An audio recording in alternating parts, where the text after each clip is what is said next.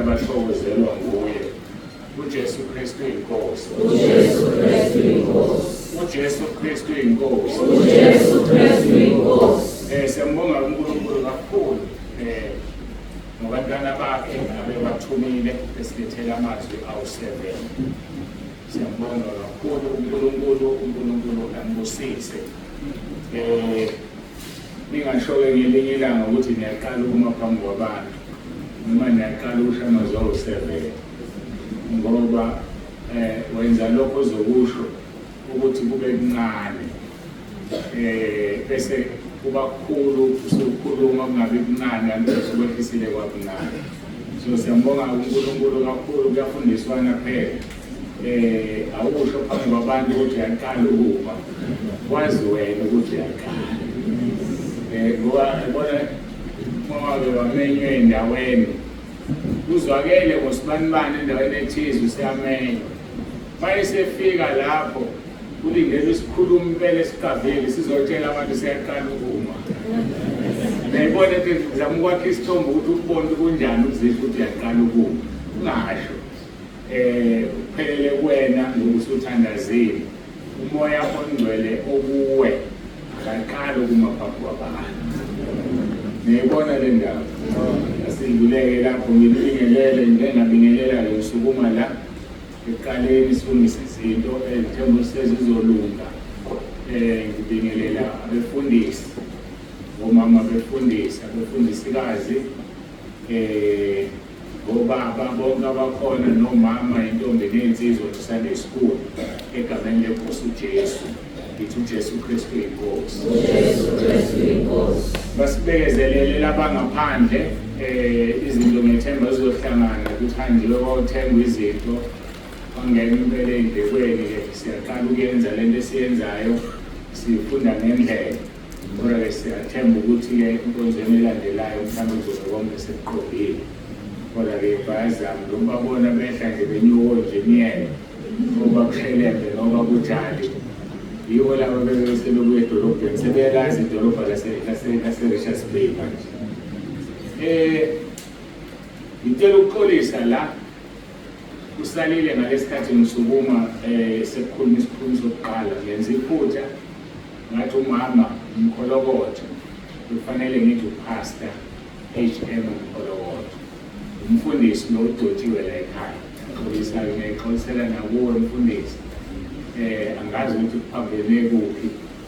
Ngiyacabanga mhlawumbe bengigwema ukukubiza ngaleli yagama engingasezulisho. Ngixolise kakhulu abefundisi bonke abebemlana umvangeli. Omunye-ke sizoyiqeda maduze leli lomshumayelikazi. Ngithi angilibhale ngamabomu ngoba ulethethe ulembethe sizoyiqeda kodwa uzobona wena sizoyiqeda nini. Itheme yethu iqala izolo ithi kodwa kanjalo-ke nendodana yomuntu. Ngiyakholwa ukuthi nizwile inkonzo yezolo kulabo abafika namhlanje. Obani abaqala ukufika namhlanje kodwa bangayizwanga inkonzo yezolo baphakamisa izandla ngibabona. Abaqala ukufika namhlanje kodwa inkonzo yezolo abayizwanga. Awu baningi kangaka.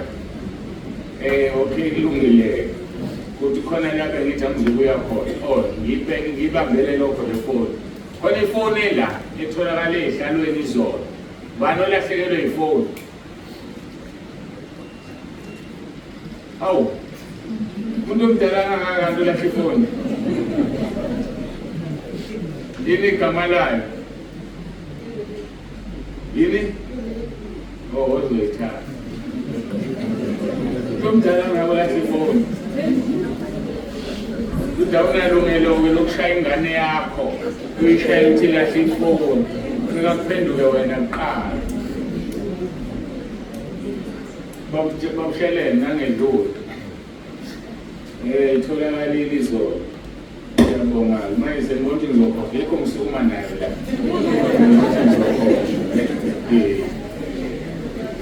Hhayi-ke sesoqhubeka-ke nenkonzo ngizama ukususa kubona izinto ezingiphazamisayo la. ithi-ke kanjalo-ke nendodana yomuntu ifilimu yethu le yazo zonke lezi zinkonzo iphelele uma isho kanje. Kodwa ngosibiza ukuthi sifunde uMatthew chapter 12 verse 40 ngitshela uguqa ngikhuleke kuqala singakafundi.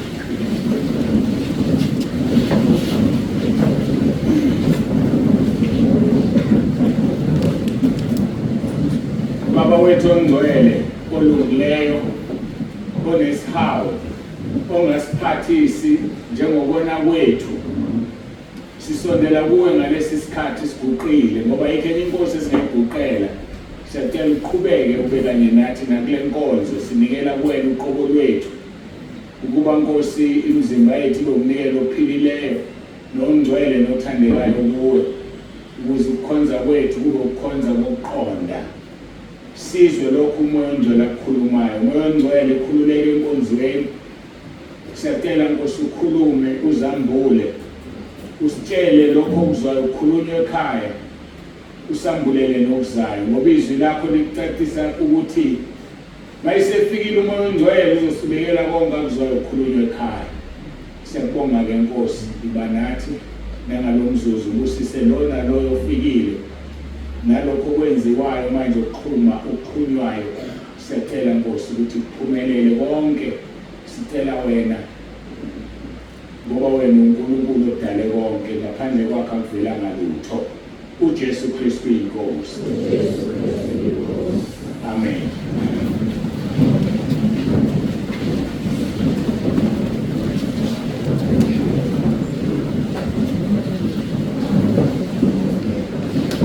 Sifunda ngezwi lenkosi esilitholayo sekwenzekeni. Izwi lenkosi esizolithola Matthew chapter 12 verse 40. Sizolithola lapho kwithimi yethu idonselelo verse ethi kanjalo-ke nendodana yomuntu. Lithi-ke ngokuba njengalokhu uJona wayesesiswini somkhongo izinsuku ezintathu nobusuku obuthathu, kanjalo-ke nendodana yomuntu yakuba sebuthunjini bomhlaba izinsuku ezintathu nobusuku obuthathu. uJesu la simbona ezifanisa noJona ethi njengokuba uJona wayesesiswini senhlanzi izinsuku ezintathu nobusuku obuthathu, kanjalo-ke nendodana yomuntu izoba semathunjini omhlaba izinsuku ezintathu nobusuku obuthathu. Ngiphawulile izolo ukuthi kudala usuku kwakukhulunywa ngemini bese kuthiwa usuku. Kudala kwakukhulunywa kuhlukaniswe ngoba usuku luna 12 imini na 12 hours nobusuku buna 12 hours. So usuku laliqala ngo6 ekuseni luphele ngo6 ntambama nobusuku buqale ngo6 ntambama kuphele ngo6 ekuseni. Ingakho-ke njalo kuthiwa izinsuku ezingaka nobusuku obungaka ngoba kwakuhlukaniswa noJesu kwazile ukudla izinsuku ezingama40 nobusuku obungama40. Bahamba-ke endleleni bashintsha-ke abantu bathi usuku luna 24 days. So usuku-ke luqala ngo12 ebusuku luphele ngo12 ebusuku. So kusho ukuthi ubusuku kuna 6 hours wokuqala no6 hours wesibili, imini no12 hours ophakathi nendawo. Uhamba kanjalo-ke namhlanje. Kodwa-ke umethu uJesu njengokuba uJona wayehlezi esiswini senhlanzi izinsuku ezintathu nobusuku obuthathu, naye uzohlala izinsuku ezintathu nobusuku obuthathu. Lokho-ke okusibeka embuzweni wokuthi kanti uJesu wafa nini noma wangcwatshwa nini, ngoba thina sazi ukuthi ngoLwesihlanu ntambama ngoLwesihlanu namhlanje wavuka ngomgqibelo ntambama, ukumenza abe one day ethuneni, one night ethuneni.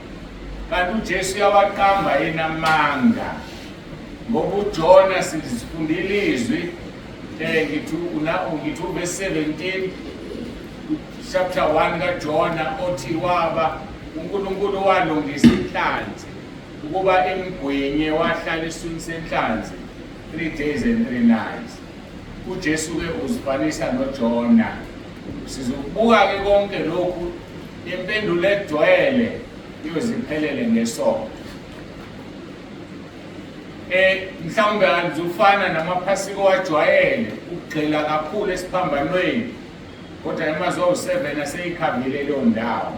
Kodwa kuyadinga ukuthi sibuzwe nalokhu ngoba kusemqoka ngendlela emangalisayo ukuthi sazi ukuthi uJona kulo 3 days no 3 nights eseswini senhlanzi wayekuphi kahle kahle, ngoba uzothola ukuthi wayengekho eswini senhlanzi kanti wayekuphi.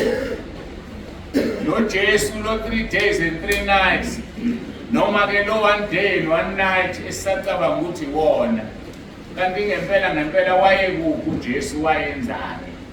Impendulo egcwele izohlangana ngesono. Selokhu siyincenga nje kancane beka indlebeke ukuze ungasali. Bayebethi abantu abagijimayo ngey'moto opha ibhande ndoda kuyahanjwa fasini yosibhende. Nasebhanoyini abake baligibela kunesikhathi okuthiwa kufaswa amabhande, ngoba uma ungalifasile ibhande uma kwenzeka inkinga uzokushayeke nje ulimala liphukuzeka shona lena lihlala nesihlalweni sakho uthula uthi du. Ngisho njalo-ke nami ngithi fasa ibhande lakho likamoya uhlale ulalele thandaze kusuke yonke into ukubalisa nani okumelana nokulalelwa kwezwi likaNkulunkulu. In New King James Version ithi, for as Jonah was 3 days and 3 nights in the belly of the great fish, so will the Son of Man be 3 days and 3 nights in the heart of the earth. So will the Son of Man, injalo ngitimi yethu, kanjalo nendodana yomuntu. Kwakwenze njani Nkosi uJesu aze ambulele imfihlakalo? Ababhali nabaFarisi impendulo ithi babefuna izibonakaliso. Sike sayithinta-ke kancane indaba izolo sephethwa izibonakaliso. Uthi mayiqala-ke uverse 38 wencwadi esifundile uMatthew chapter 12, kwase kuphendula abathile kubabhali nabaFarisi bathi, mfundisi, sithanda ukubona isibonakaliso esenziwe nguwe, hayi esenziwe omunye umuntu, othi esenziwe ubani? Nguwe. Bambalwa la phakathi kwethu abangafuni ukubona izibonakaliso, abangenandaba nazo, abamthanda uJesu wenzile isibonakaliso noma kasenzanga, ngoba baneliswa ukuthi ubagezile obathethelele izono. Abantu bayayithanda izibonakaliso. Bangaqhamuka umuntu la ohlezi wheelchair amela kufanele akhulekelwe, abaningi phakathi kwethu bazogada ukuthi uyasukuma yini, kunokuthi bathi Nkosi sicela uzibonakalise, manibeka izandla ukuthi banda akasukume. Bazoba mbalwa, bazoba kanye nami emkhulekweni wokukhulekela lo muntu, kodwa abaningi bazobe bethi sifuna ukubona uzomsukumisa yini. Kanti ngeke phela mina ngimsukumise. Usukunyiswa yini? Kholwa kwakhe. Uthi uJesu esahamba emhlabeni mayiphilisa umuntu athi ukukholwa kwakho kukusindisile. So akekho umuntu ophilisa umuntu ngaphandle ukuthi aziphilise yena. Manje mayingakholwa uzosukuma kanjani wheelchair?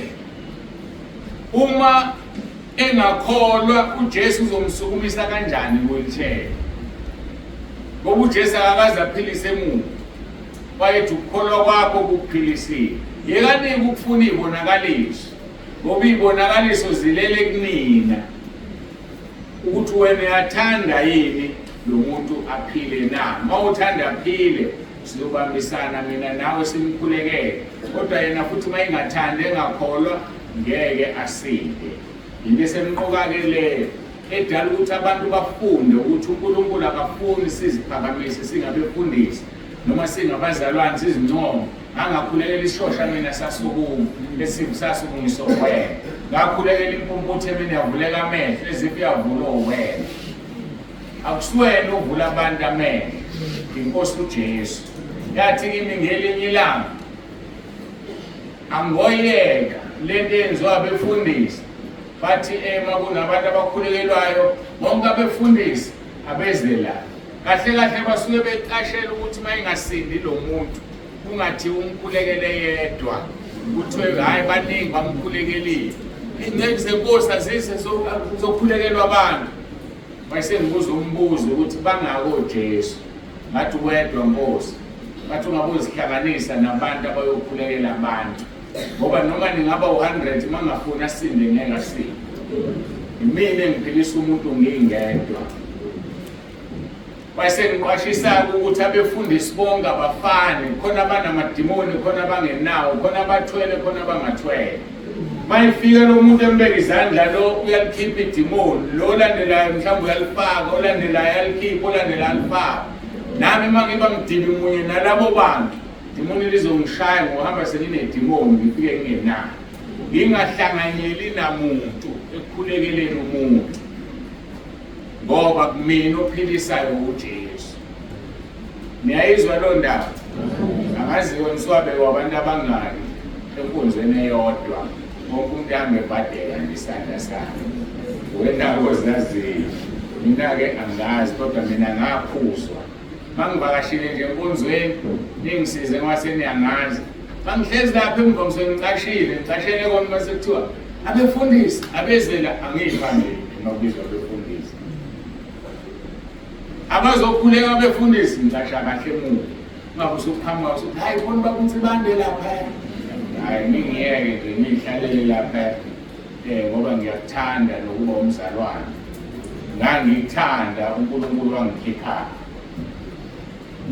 lithi-ke kwasekuphendula abathile bathi mfundisi sithanda ukubona isibonakaliso esenziwa nguwe kepha uJesu waphendula wathi isizukulwane esibi nesiphingayo sifuna isibonakaliso kepha siyukunikwa nesodwa isibonakaliso kuphela isibonakaliso sikaJona umprofeti iqala lapho kwindaba kaJona umprofeti azakhulume ngayo uJesu wayephendula laba abantu abafuna izibonakaliso usethi-ke kuverse 40 ngokuba njengalokhu uJona wayesesiswini somkhomo izinsuku ezintathu nobusuku obuthathu kanjalo nendodana yomuntu yakuba sebuthunjini bomhlaba izinsuku ezintathu nobusuku obuthathu. Lalela kuverse 41 uthi amadoda aseNinive ayokume kwahlulelweni kanye nalesi sizukulwane asilahle ngokuba aphenduka ngokushumayela kaJona. Bhekani kukhona lapha okukhulu kunoJona. Wayebatshela ukuthi amadoda aseNinive awafunanga isibonakaliso kuJona kodwa aphenduka. Ngakho la madoda aseNinive ayome kwahlulelweni ahlulele lesizukulwane esifuna izibonakaliso. So ngamanye amagama abangcwele abaphendukile bakushunyayela ibona bazokwahlulelwa, laba abanenkani abangafuni ukuphenduka, laba abafuna izibonakaliso okuzothi makuphuye ukuthi ngimbonileke lokho esishumeze uhlulekile ukusukumisa isishosha ubambe leyo nto uyo esiphogweni uhlulelwa amadoda aseNinive ngoba uhlulekile wena ukubamba imfihlakalo ukuthi akekho umuntu ophilisa umuntu ukukholwa kwakhe okumsindisayo. Uthi kuJesu la kukhona okukhulu kunamadoda aseNinive okungukuthi uma amadoda aseNinive engazange afuna isibonakaliso kuJona, ningobani nini nisifuna kuJesu? Ningobani ngempela phezu kwakho konke nizofuna isibonakaliso kuJesu? Uthi-ke amadodana aseNinive azosahlulela lesizukulwane ngoba wona aphenduka ushumayela uJona. Ngike ngisidwebeke isithombe sikaJona. Dawuthi nezolunga isidwebile ukuthi uJona waphuma eswini senhlanzi. Inhlanzi siyayazi yanuka, inephunga nje layo. Ehlalile u3 days no 3 nights. Asizwa ukuthi waphuma uJona wawasha wa-ayina wayesiyaqoqa.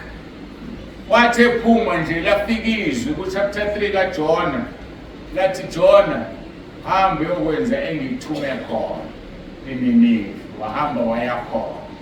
Amadoda aseNinive ngaleso sikhathi imozolo lokuthiwa amadoda eBhayibhelini esikhathini sakuqala abantu besifazane babengelutho.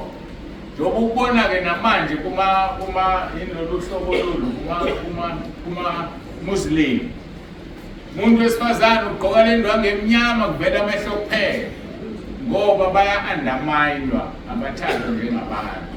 So-ke ngesikhathi-ke seBhayibheli elisha ukhanywa from that angle. Yikho nje nala kuthiwa uJesu wasuthisa amadoda awu-5,000 iy'ngane nabesifazane ababalwa ngoba babengabalwa. So-ke nodadewabo bakaJesu akukhulunywa lutho ngabo. Kuzwa nje kuthiwa uJesu kuzokuthiwa nabafowabo nodadewabo bese bebalwa abafowabo bakaJesu, odadewabo asiwazi amagama abo. Lokho-ke akusho ukuthi emva kokuba uJesu esefile esiphambanweni anilutho. Ngoba izwi lisho kahle lithi abantu besifazane siyodlifa lombuso wezulu kanye nabo. Kangangoba umuntu wesifazane upowerful, indoda mayiqabene nowesifazane ithandaza, umthandaza ufike ezulwini ngendlela owesifazane upowerful ngayo. So-ke ngizama ukulungisa-ke lo monakalo obungenzeka ukuthi usuyenzeka ukuthi eBhayibhelini ngesikhathi elibhalwe ngaso phela lalibhalwa ukuze abantu baleso sikhathi bali-understand. Thina sesinomoya ongcwele osambulela lona lichaze lingazithathi-ke njengabantu abangelutho. Nophawu-ke nilibonile ukuthi entabeni bakhululiwe abantu besifazane, abantu abawu-7 ababesha amazwi awu-7, abesilisa bebebangaki bawu-3, abesifazane bawu-4. Bangathi akusukuma abefundisi basempangeni basentabeni uzothola ukuthi baningi abesifazane kunabesilisa. Emabandleni amaningi kulokhu kwabanjwa into yokuthi akufanele umuntu wesifazane ame ebandleni, okungelona iqiniso ngoba uma usulichaza lelo zwi alisho lokho. So ngiyadlula-ke lapho bengiklirisha obengahle kumphathe kabi. So-ke kuthiwa amadoda aseNiniva lokungukuthi njengoba-ke uJesu sewafa ngeke kuma amadoda aseNinive odwa. Uma amadoda akhona nabesifazane bakhona bahlulele izwe. Aqhubekeke uJesu uverse 42 athi inkosikazi yaseNingizimu esithola kumakhosi okuqala chapter 10 verse 1 and 2 nakuverse 6 and 9 nezikronike zesibili kuchapter 9 uverse 1 noverse 5 kuya-8 asizukuya khona. Kodwa la kule nkosikazi yaseNingizimu kukhulunywa ngayo yaseSheba kuthi yokume kwahlulelweni kanye nalesi sizukulwane isilahle ngokuba yavela emkhawulweni womhlaba izokuza ukuhlakanipha kwenkosi uSolomoni. Bekani lapha kukhona okukhulu kunoSolomoni. So le nkosikazi le yasuka izwe ngokuhlakanipha kaSolomoni yafuna uzozibonela. Kodwa uthi uJesu njengoba yafika yazozibonela yaneliso ukuhlakanipha kwenkosi uSolomoni izohlulela isizukulwane esifuna ibonakaliso. Izizukulwane ezifuna ibonakaliso ziyohlulelwa. Kunjani babujala ayiwinning msazana? Oh, ngithi ngize ukuzo ngiyabona niyaluza. Manje yaluza nini akusuke kuzokuba ngoba niyaluza nodwa niyaluza nenkosi. Lapha-ke inkosi uJesu iyambula okwananelwa uPhawuli. uPhawuli ukushilo kanti nompostoli uJuda wakusho ukuthi abangcwele bazohlulela izwe. Abangcwele bazohlulela izwe. Bayathanda ukuhlulela izwe na? Ibangcwele. Ngoba uma ungabanga ngcwele abanye bethu la bazohlulela. Uzohlulelwa abanye bethu la. Athi omunye ngama ngashamazwa u7 awungilalelanga ngani nasi isihomo. Kube buhlungu. Athi omunye ngangidumisa uhleze eduze kwami kodwa udumisa nezono wena. Ngoba into okufanele niyazi webadumisa. Uma unesono ngasivumile akufanele uhlale nabadumisi ngoba ukwenze njani uyabacindezela. Hamba uhlala lapha nabazalwane abanye abangenzi lutho engikholelwa ukuthi bayathandaza kuphela njengoba behlezi la. Angilindele ukubona umdumisi la ophile esonweni odla izolo abesezohlala, ngoba kufanele sibe ngcwele phambi kaNkulunkulu. Ngesikhathi uJehoshafathi inkosi elwa wamisa abadumisi behlobe ngobungcwele, wena uhlobe ngani njengoba uhlezi la? Fana namakwaya lawo engikholwa ukuthi akhona azocula ngaze angaze ngitshelwe lutho. Yiko program ungabhaliwe, hayi nivaliwe nizocula. Mina ngizotshela uMC noma ngizotshela uSwane abonke unifakayo. Asivalile umculo ukuthi angaze ngitshelwe ngawo. Bazi abantu abazocula. Ngikumakhwaya ke manje angilindele kumuntu la ongakaze avuma izono. Angilindele kumuntu la ongalibhukhile usuku lokuvuma izono. Ngoba uyasimela uyashumayela. Njengoba ushumayela ngokucula usazoma phambi kaNkulunkulu. Amadoda aseNiniva akuhlulele. Abanye bethu laba kuhlulele. Akusho ukuthi umuntu ngoba usejoyina ibranch wathi usengiwasentabeni sokufanele ajoyine ichoir. Umsebenzi wabefundisa ukubuza ubhukhile baba uNsibani uyazibhala imizono zakho, ngoba kungenjalo you don't qualify ukuthi ucule nathi la kule branch. Asithathi noma ubani ezoma phambi kwabantu. Ingakho ufica masebemile becula la. Ngizomxolela ngoba iqiniso ngizolikhuluma ngoba uyabeka nje manje uNkulunkulu angikwazi ukubona inkemba yami egazini. Thola abanye bamile nabayacula badonse ubuso okungukuthi lobu buso buyiwini lenhliziyo enhlizweni akulungile. Sifuna ukubona abantu abamala besmile, abantu abamala babe nenkazimulo. Kodwa kusho lokho ukuthi uzosmile mawucula iculo eliwenza ungasmile ngoba wafana. Awusucula ngokufa kaJesu bese yahlela wena. Kodwa silindele ukubona inkazimulo ekhombisa ukuthi uhlanziwe ngegazi likaJesu. Ngayivala ibranch kwaMashu, yivalela ukuthi owayeyiphethe udedela abantu abangavumile izono, bashumayeza abantu abavuma izono. Yesinye sezathu esidala ukuthi kusasa sizoba nombhabhadiso bese ntambama sijoba abantu, ngoba ngifuna umuntu ame phambi kwabantu nezono.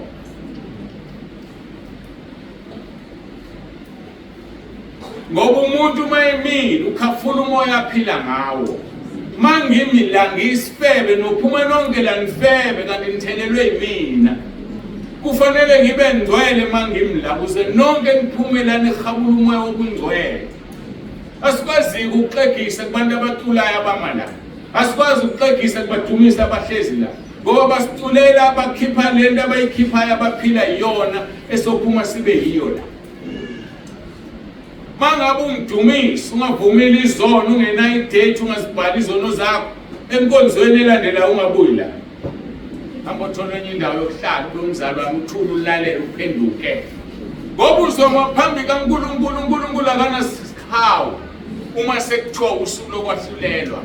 Nathi osifake enhlizweni zethu singabi nasihawu. Eyami ingane ngoyikhomba esihogweni ngingayihawukeli. Uma ingalaleli izwi likaNkulunkulu ngoba sobe siqediwe isihawu sokuthi ingane yami. Nesakho sobe siqediwe ukuthi umzali wakho ukhomba umzali wakhe esihogweni uma engafuni ukuphenduka. Uthi kuJesu inkosikazi yaseNingizimu yokume kwahlulelweni yahlulele lesizukulwane esifuna ibonakaliso. Amadoda aseNiniva yokume kwahlulelweni ahlulele lesizukulwane esifuna ukubona ibonakaliso. Sikhohlweni ibonakaliso ngoba zingenisa umuntu ezulwini. Ngiyambonga uNkulunkulu mina ngoba uselenzelele ibandla lalikhulu. Uyazi ukuthi uselelikhulu sengiphephe kangakanani. Mangathi ngiyabasukuma abagulayo la inqwaba. Angisezubeka umuntu izandla. Ngoba uPaul ubhalile kholo moya kaNkulunkulu uFirst Timothy chapter 5 verse 22. Lithi ungasheshi ubeka izandla kumuntu uzohlanganyela izono. yazi abanye benu bayabiza omakhelwane bagijima obhadela izandla. Uyabuya la usakwazi awumbeki umuntu izandla engathandazanga uRoma 10:9 ngoba lezo zono uzongena kuwena. Niyathanda ukubeka abantu izandla. Angingabeli umuntu futhi hamba ubabeke abaphilisa uNkulunkulu anginankinga nalokho. Nginenkinga nomuntu obeka izandla engekho clean ngoba ufaka ukungcola kulo muntu azama ukumphilisa. Nginenkinga nomuntu obeka izandla kumuntu ongamthandazela uRoma 10 ngoba uzomlimazela lo mzalwane ophaphayo gijimela ukubeka izandla.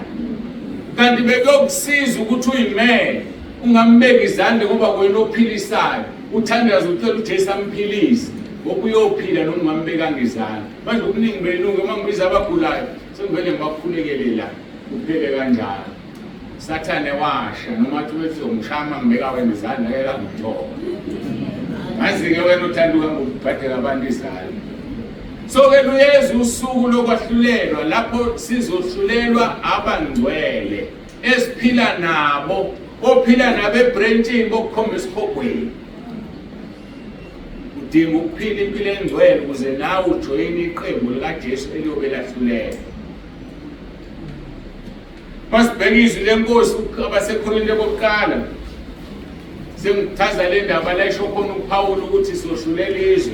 Chapter 6:23 uthi anazi yini ukuthi abangcwele bayohlulela izwe na? Kepha uma izwe lahlulelwa yini na? Lehlulelwa yini? Anifanele yini ukunquma ngamacala amancane na? Sohlulela izwe. Asiyeke lento moyiqhubha le ndaba oyifuna uthola ukuthi ukhuza ukuthi yekani ukumangalelana kubantu abangakholwa. Ngamanye amagama mangikholwa ngisindisiwe ngiyelana enduneni yothi nanga umuntu uyangihlukumeza uma induna engakholwa yokwenzana enduneni. Angithi mina ngumntwana kaNkulunkulu nginomoya ongcwele. Mawufunda lapha yakoba seKorinte bokuqala ngithi chapter 2 la ngichaza khona ukuthi sinomqondo wenkosi.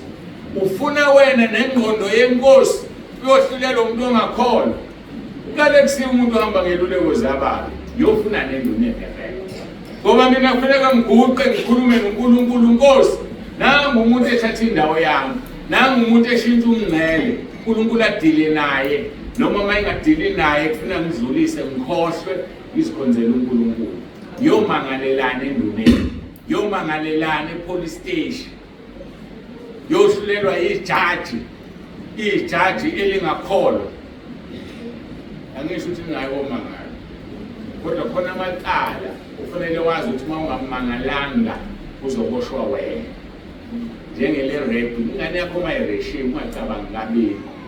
Ngoba lo muntu owonile abonanga ingane yakho kuphela, wone isigodi, wone iSouth Africa, uzoboshwa. Uboshela ukuthi ingane yakho ireshiwe naxoxa nomdlwenguli navumelana. Hamba uvule icala noma ngabe indodana yakho edlwengula udadewabo noma ubaba wayo odlwengula ingane yakhe, hamba uyovula icala. Kodwa khona amacala amancane lobesho uPaul. Anazi yini ukuthi abangcwele bayokwahlulela izwe na? Kepha uma izwe lahlulelwa yini, anifanele yini ukunquma ngamacala amancane na? Ukudlwengula kulona icala elincane. Bese ku verse 3 wakhona. Anazi yini ukuthi siyokwahlulela izingelosi na? Kakhulu-ke okwalokhu kuphila masohlulela ingelosi. uPaul ukhuluma into wayengekho uJesu eyikhuluma. Ethi uJesu amadoda aseNiniva azobe kwahlulelweni. Ethi uJesu inkosikazi yaseNingizimu izohlulela izwe. Ngoba umoya owuPaul umoya ongcwele owukuJesu. So ubambe imfihlakalo. Isathaza ke indaba ukuthi abangcwele bazohlulela izwe. Sisakhuluma ngayo indaba enjalo ukuthi ke njengokuba uJona wahlala insuku ezintathu usuku obuthathu emathunjini omhlaba emathunjini enhlanzi eswini senhlanzi kanjalo noJesu. So ke sengichaza ke ukuhlulelwa kwabantu baseNiniva abahlunyezwe uJona. Mawufunda incwadi kaJuda chapter 1 verse 14, isagcwalisa konke abangcwele bazofika nenkosi uJesu. Lithi uEnoch ongowesikhombisa kusukela kuAdamu waprofetha ngabo wathi bheka inkosi yofika nabangcwele bayo abayizigidigidi, thousands and thousands. Verse 15, ukuze yahlulele bonke ijezise bonke abangamesaba uNkulunkulu ngenxa yemisebenzi yonke yabo yokungahloniphi uNkulunkulu abadelela ngayo nangawonke amazwi alukhuni izona ezingamesaba uNkulunkulu eziwakhulumile ngaye. So umpostoli uJuda ukhuluma lapho ukuthi uEnoch waprofetha wathi uNkulunkulu uzofika nabangcwele asibengcwele bafowethu. Ingakho uJesu eshilo kuJohn chapter 5 verse 24 wathi ozwa izwi lamakholwe ngomthumileyo akasayi kwahlulelweni, uvukile ekufeni, udlulile ekufeni wangena ekuphileni. So uma ukholwa izwi likaJesu ngeke wahlulelwe kodwa uzohlulela. Ukwena ukuthi ufuna ukuhlulela ufuna ukuhlulelwa. Mawufuna ukuhlulelwa yona qhubekela phambili nezono zakho uzile open knife.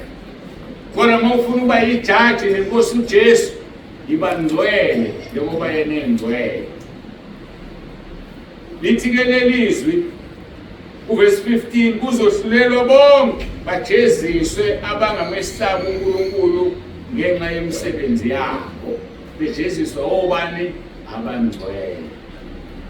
So ungakuthathi kancane ukukholwa kwethu, ungakuthathi kancane ukuba ngcwele, ngoba kukunika ilungelo lokuma noJesu ekwahlulelweni uhlulela abantu. Njengoba ngishilo-ke ukwesaba nemizwa ngomuntu yosuswa kuwe, uyihlulela ingane yakho mhlawumbe okwadizela iyodwa uyithande emhlabeni ikhombe esikhogweni. Mntanami kade ngangikutshela ungezwa. Go to hell. Ihambe ikhale. Impela ma nganguma wakhe emhlabeni. La kwelikamoya ngikuzali ngizelwe mina uNkulunkulu asewona umndeni owona. Kuthiwa bonke abamamukelayo uJohane oqala verse 12 wabapha amandla babe ngabantwana bakaNkulunkulu abangazalwanga ngentando yegazi, abangazalwanga ngentando yendoda, kodwa abazalwa nguNkulunkulu ngokukholwa. So ke mawusuzelwe nguNkulunkulu ngokukholwa iyaphela lento yokuthi igazi lishubile kunamanzi, blood is thicker than water, ayisebenzi. Ingakho umpostoli Paul ethi bozigwema indaba zolibo lokuzalana, uzigweme ngoba zithathana zifakana esihogweni. Ngiyabonga ngoba laba abazala kade bekhuluma la umzala womunye abafakana esihogweni baqinisana. Uyiqapheleke lo ndaba, ningadudani nomzala wena wakho kanti senesihogweni walala. Twasizigadi indaba zani zokuzalana. Yabona la ekhaya lezo kungena abantu bakwaNtsibanda omunye kade ngibingelela nje. Ngivele ngizibe ngathi angimazi. Mayisangena. Kuhambe kuqhubeke insuku ke aqaleke naye sevela-ke. Esebona isibongo hayi ke nami bese ngiyaphendula. Kodwa ngifuna akhotiye likhona nabantu bakwaNtsibande. Ngoba ngifuna kubona nami siyephi ezulwini. Ngoba mangiqala ngisebenzisa ukuhlobo la ukuthi ibandla lehlobo le. Mase libandla lehlobo athi ngilandela mina ngithi ngilandela uJesu. Mase ngilandela ihlobo sesihogweni sonke. Ziyekeni ngihlobo asizibane noNkulunkulu, indaba obuhlobo ngayisebenze kwezikaNkulunkulu. Lithiwa ke kuzohlulela abadelela uNkulunkulu ngayo onke amazwi abawakhulumile, izona eziwakhulumile ezingamesaba uNkulunkulu. Bayakhuluma abantu izinto abayithandayo bengamesaba uNkulunkulu, kodwa iqiniso lithi bazohlulelwa. Lithi labo abakhononayo verse 16 uyasizonda uNkulunkulu isono sokukhonona. Uyasizonda. Silake namhlanje uSathane unigadile ngokukhonona. hey mina ngilali phansi. Ngisho ukuthi nje bengeke kusenziwa lutho nje olungcono, mina ngilali phansi. Isikoleleke nini ningalali phansi. Ibandla liselisha lineminyaka ewu-15. Nanokuthi selingaka sekunje abazalwane abanye benu abanikelayo besimali singayifaka eswini senzele izinto ezibonakalayo. So nizosibekezelela solokhu sincenga mhlawumbe yozibe khona imibhede, angazi ngoba imibhede iqeda indawo. Ngey'mpunzi la kulala khona abantu abawu-20 basebekwe imibhede kuzolala mhlawumbe 16. Ngoba noma ingaba idabula kodwa umbhede kufuneka ushiye indawo yokuvuka. Kanti esponjini yakwazi ukuthi niy'bhandwe zibe mbili nilale nibe u-3. So kangazi komeka kanjani, sibekezelele nje bafowethu, asizile kahle hle uzolala la sizofuna uNkulunkulu. So asilaleni-ke ngale ndlela esilala ngayo, simukele lokhu kamoya, sazi ukuthi siyophumula ezulwini. Ngoba nakuyona indawo yokuphumula. NoJesu uzalelwe emkhombeni wezinkomo. Kuphi namhlanje uhlezi ngakwesokunene sikaNkulunkulu. Yini thina sifuna into kaNkulunkulu kodwa siyifune kamnandi, azitholakale kumnandi. Angisekeli ukuthi impela sinayo, ngizama ukuchazisile ingcolelo. Lithiwa-ke yilabo abakhononayo nabasolayo behamba ngezinkanuko zabo, umlomo wabo ukhuluma uwangala, bethusa ubuso ngenxa yenzuzo. Bonke labo bantu sizobe sibehlulela ngomusa kaNkulunkulu. Owethu ukuthandaza simcela uNkulunkulu asigcine, asilonde esandleni sakhe ukuze sigcine sibe ngabehluleli. Ngoba uma uhlehlele emuva uyohlulelwa nesihogo sakho ngitshela namhlanje ngihlale ngisho soba wesi kunabanye. Ngake ngayichaza lento yesihogo. Isihogo siyaphila, isihogo siyaphefumula. iBhayibheli lithi isihogo siyazandisa. Akayidala uNkulunkulu into efile. So-ke uma isihogo sizandisa siyazibona uma sesidwala and it expands itself. Akudingi uzosho uNkulunkulu akunebeka isihogo, cha waqeda wasaka. Masesibona sona siyadwala siyazandisa. Usiphukuhlakanipha isihogo ngoba siyaphila. Ungafike kume isoni la, kume mina la ngiwile, ngiyosha kakhulu kunalo muntu oseduze kwami kodwa sisemlilweni ofanayo. Isihogo-ke sakheke kanjalo, sishisa kakhulu wena osulazi iqiniso bese bangcono lo ongalazi. Isihogo-ke leso, angazi lo ngifuna ukosha lapho wena. Ithi inkosi uJesu Kristu amadoda aseNinive oyokuma ahlulele lesizulwane. Athi futhi inkosikazi yaseningizimu iyokuma ekwahlulelweni nalesizukulwane isilahle. Akukhona ukuthi iyokuma kuphela, iyokuma bese yasilahla silahlwe icala ngenxa yokufuna izibonakaliso. Izwi-ke liyasembulela ukuthi abantu bayohlulelwa, bahlulelelwe kuphi. Izinto zikaNkulunkulu zisobala, ingakho eshilo wathi imfihlakala akasifihlele zona singakhathazeki ngazo, akafuni sizazi. Kodwa kunezinto okufanele sizazi, njengayo le ukuthi kanti uJesu ngempela kahle kahle wangena nini ethuneni. Uzohamba namhlanje usuwazi. Naleyo ukuthi kanti abantu bazohlulelelwa kuphi. Uyazi ukuthi khona eBhayibhelini ukuthi ukwahlulelwa kokwenzeka kuphi. Izinto zikaNkulunkulu zisobala. Kunendawo la siyohlulela khona abantu. Ikhona uzoyizwa manje. Iyodwa into esingayazi usuku phela ngoba noJesu akalwazi. Yona imfihlo yakhe kuNkulunkulu la ngayitshelile ngisho indodana yakhe. Ayazi ngisho izolanda nini ibandla. Ilinduyisi. Kodwa usivezele ukuthi ohlulelwa kuwo. Ngilalelisise kahle. Kwabantu abangangilelelisisi bayayiphendula into engiyishilo. Ngenxa yomona yokuthi bebengayazi bona beabafundisi beminyaka. Ngikhuluma ngoba ngisho la ku YouTube.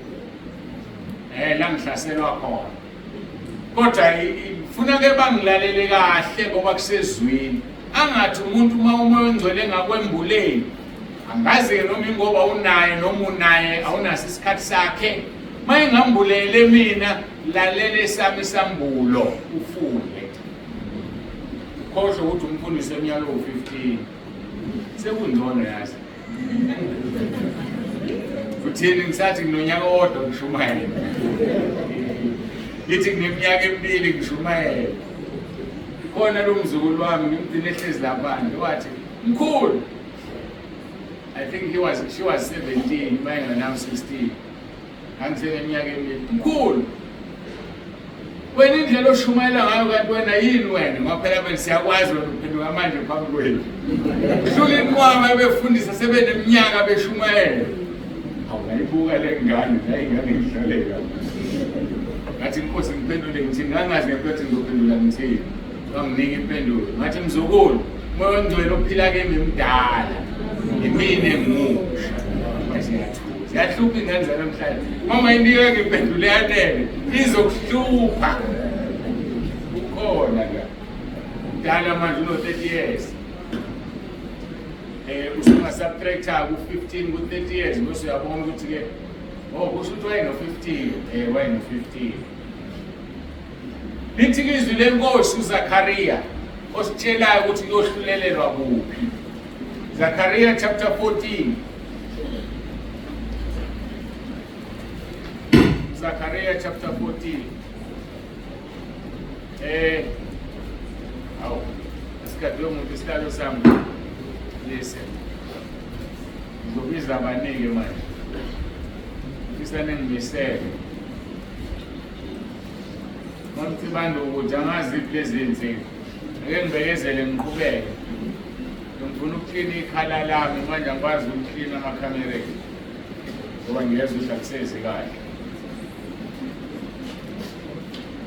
awubatshele lapha manje uZakhariya chapter 14 verse 3 and 5 lithi uJehova uyokuphuma alwe nalabo bezizwe njengasosukwini lwempi yakhe ngosuku lokulwa khumbula iTestament elidala likhuluma ngoJehova ngoba uJesu engakafiki uma ufundisa Sambulo 19 suka ku verse 11 kuya 21 ukhulunywa ngempi uJesu ayoyilwa impi yoliwa uJesu leyo kodwa kukhulunywa ngayo eTestament elidala uIsaiah 42 verse 13 ukuthi uJehova uyophuma alwe so iTestament elidala nelisha ayaxoxa yakhuluma nalabo bezizwe njengasosukwini lwempi yakhe ngosuku lokulwa verse 14 mlaleleke yona sitshelayo ukuthi kobe kuhlulelelwa kuthi verse 14 hayi verse 4 ngiyakholisa verse 4 ngoba sikuZakhariya 14 verse 3 verse 3 verse 4 izinyawo zakhe zokuma ngalolo suku entabeni yemnqumo ephambi kweJerusalema ngasempumalanga intaba yemnqumo bese yaqhekezeka phakathi ngasempumalanga nangasentshonalanga kube isigodi esikhulu kakhulu ingxenye yentaba yakuqhekezeka ngasenyakatho nengxenye ngaseningizimu niyakubalekela esigodini sezintaba zami ngokuba isigodi sezintaba siyakufinyelela eAseri yebo niyakubalekela njengalokho nabalekela ukuzamazama komhlaba njengezinsuku zikaUziya inkosi yakwaJuda lapho kuzokufika uJehova uNkulunkulu wami nabo bonke abangcwele kanye naye nathi usezwa yobefika kanye nabo abekho-ke laba kade ikhamera kuse ngiyaphuma kwikhamera wangifuna nizwe lelo uthi uJehova uzofike ame esigodini uthi ngibheke futhi wangifuna nizwe lelo verse 14 izinyawo zakhe ziyokuma ngalolo suku entabeni yemnqumo ephambi kweJerusalema intaba yemnqumo lapho uJesu ayithandazela khona eGetsemane kufike ame kanje anele ame uJehova bese kusukana phakathi indawo ivuleke ithi. Ngiyangizwa kodwa. Mayisihlukana indawo, iqhekezeke intaba yemungu. Mayisiqhekezekile kuzokwakheka indawo eflat. Okungakaze kunyathele umuntu kuyo emile yena zovuleka inyawo zakhe kuvulekele indawo. Yilapho ke la kuzohlulelelwa khona abantu. Bazohlulelwa emhlabeni kodwa kungakaze kunyathele umuntu. Koqala thina nenkosi uJesu nabangcwele bonke sime kuleyo ndawo. Lithi bazobalekela khona abantu bebaleka njengoba babaleka kuzamazama umhlaba. Ngesikhathi bebalekela khona bazobe bedonsa uyibutho. Hayi ngoba bazobe bebaleka, bazobe beyohlulela. Awusikhonza uNkulunkulu kahle. Bona bobe bethi babalekela izinto ezenzekayo, babalekele kulesi sigodi. Kanti lapho sesibalinde khona sobaqhulisa amacala. Buwazi ukuthi siyazi ukuthi sohlulela, sobahlulela kuphi abantu. Nanti izwi lisobala lithathile. Asiliphindeke manje sengidemonstrate ulizwi verse 14. Izinyawo zakhe zokuma ngalolo suku entabeni emungu ephambi kweJerusalema ngasempumalanga yentaba yemungu iqhekezeke phakathi ngasempumalanga nangasentshonalanga kube isigodi esikhulu. Ingxenye yentaba yokuqhekezekela ngasenyakatho nengxenye yaseningizimu. Niyakubalekela esigodini sezintaba zami ngokuba isigodi sezintaba siyakufinyelele aseni. Yebo niyakubalekela njengalokhu nabalekela uzamazama komhlaba ngensuku zikaUziya inkosi yabaJuda. Lapho kuzofika uJehova uNkulunkulu wami nabo bonke abangcwele kanye naye. Awu madoda. Sesindani lapho sisohluleliswe. Lithi ke ukuthi ngalolo suku ngingakafiki lapha. Ngifuna ukubuyela lapha ku-verse 4. Ngesikhathi emangezinyawo zakhe. Mawufundisa ngulo 20 verse 1 to 3. Uyobe seboshiwe uSathane. Kobe kungemva kwempi le ngikhulume ngayo ku-verse 3.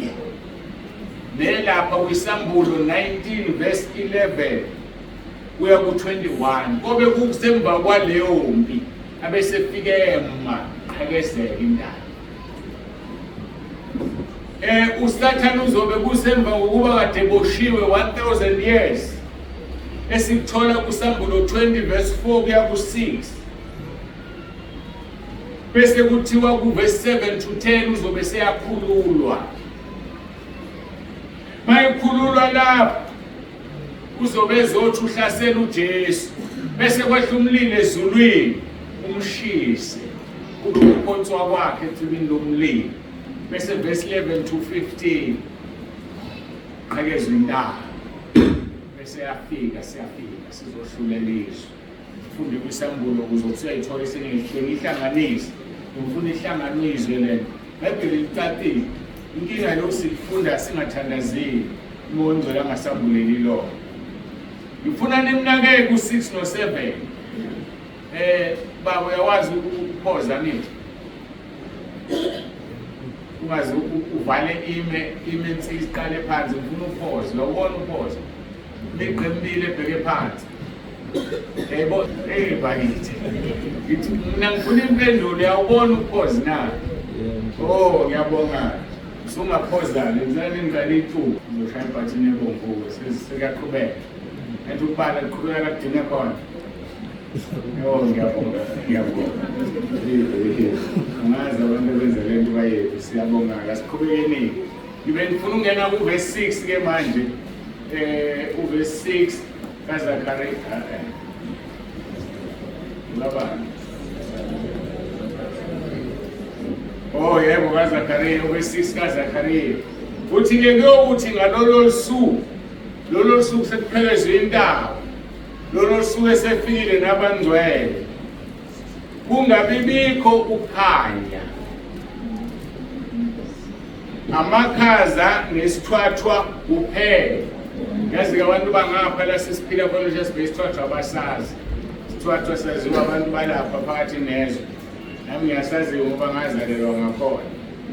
Ngalolo suku-ke lokwahlulelwa kuyoba khona ukukhanya kuyobabikho kuba amakhaza nesithwathwa. Lesi-7 kuyakuba lusuku ngokwalo olwaziwa nguJehova, kungabi yimini, kungabi ngubusuku, kepha kube ngusuku, kepha kube ngukukhanya ngesikhathi sokuhlwa. Lithini iBhayibheli yezwa impizwana kanti yaziphikisa. Asiphinde uverse 6 kuyokuthi ngalolo suku kungabikho ukukhanya,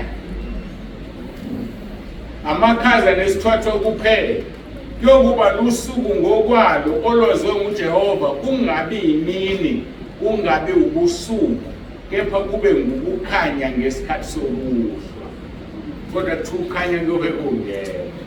Nasixazululeke le ndaba ukuze sizwe ngoba iBhayibheli aliziphikisi.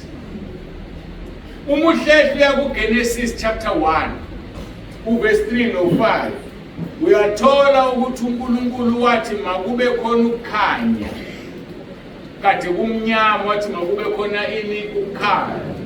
Uma uya kuGenesis chapter 1 verse 14 and 19 usuku lwesine uNkulunkulu wayesedala ilanga nenyanga nezinkanyezi, wathi ilanga kube isibani esikhanyisayo emini, inyanga ikhanyise ebusuku. Ngiyangizwa kodwa? Now uma lithi izwi lenkosi ngeke kube khona ukukhanya, bese kulithi verse 7 kuyoba khona ukukhanya kodwa imini nobusuku bungabibikho. Nakuhlehle kuGenesis to understand this verse. La ngosuku lokuqala uGenesis 1:3 to 5 wathi uNkulunkulu akube khona ukukhanya kodwa ilanga lingekho. Ngamanye amagama lolo suku lokuyela kuday 1 kuyokhanya kungakhanyisi ilanga. Seniyezwa manje? Njengoba lithi akuba bikho ubusuku nemini, ubusuku nemini kwakheka ngoba sekunelanga nenyanga, ethi uNkulunkulu ilanga likhanyisa emini, inyanga ikhanyisa ebusuku. So ngamanye amagama ilanga, inkanyezi, zonke izinto zobe zingekho ngosuku lokwahlulela. Kobe sibuyele kuday 1 lapho uthi akube khona ukukhanya ngoba uvela kukhulume kwenzeke. Kobe kukhanya kodwa kungakhanyisi ilanga. Seniyayizwa le ndaba manje ngoba kobe kusuku olwaziwa uNkulunkulu yedwa, usuku lokwahlulela. Uma ufuna ukwazi ukuthi ilanga nezinkanyezi kuyobe kukuphi, kufanele ufunde uRoma 8 qale ku-18 elithi izwi lenkosi inhlupheko zesikhathi samanje azinakulinganiswa nenkazimulo yokwambulwa kuthini. Bese lithi yonke indalo iyabubula phambi kaNkulunkulu ifuna kwambula usuku lwabantwana ngoba ihlezi phezu kobuze. So ilanga nakho konke okula emkhathini kukhathele ukubuka abantu bona bephinga befeba bebulala. So kobe kungasekho ngesikhathi sekwambulwa yilolu suku elithi izwi lenkosi yonke imvelo iyabubula ufisa lolu suku lufike ukuze iphumule ekubukeni ukungcola emhlabeni. So ngosuku lokwahlulela ilanga nenyanga yonke lento yobe ingekho kodwa kube kunokukhanya, lokho akubiza yena uNkulunkulu ngegama bese kuyenzeka. Ngalizwa leli verse ukuthi belijulile chaza kuphela umoya ongcwele nama kumina engimchaza ngoba nama ngilazi lichaza umnikazi wami. Asitshelwa lutho ngezinkanyezi zika day 4 okungukuthi lolu suku luyofana no day 1. uNkulunkulu wathi makube khona ukukhanya, emva kwalokho esethi uNkulunkulu kuhle kwaba usuku lokuqala. Ngakho-ke intimi yethu ithi ngokuba njengalokhu uJona wayesesiswini senhlanzi izinsuku ezintathu nobusuku obuthathu, kanjalo-ke nendodana yomuntu iyakuba sebethunjini bomhlaba izinsuku ezintathu neinsuku ezintathu nobusuku obuthathu. As Jonah was 3 days and 3 nights in the belly of the great fish, so will the Son of Man be 3 days and 3 nights in the heart of the earth. uNkulunkulu-ke akawaqamba manga akakaze nje awaqala. Kusho ukuthi khona iphutha esinalo thina esazitshela lona ngoba kuthiwa Good Friday ukuthi uJesu wasisha amazwi awu-7 awashiwongo la mazwi awu-7 ngolesihlanu. Uthi uNumeri 23 verse 19 uNkulunkulu akasiyi umuntu kubaqamba amanga nandodana umuntu kubazisole ushila ngaye ukwenza na ukhulumile ngaye ukuphelelisa na ukhulumile uJesu wathi uzohlala 3 days emhlabeni akangenzeka. Asihlangane enkonzweni elandelayo asikuphe sithandazo.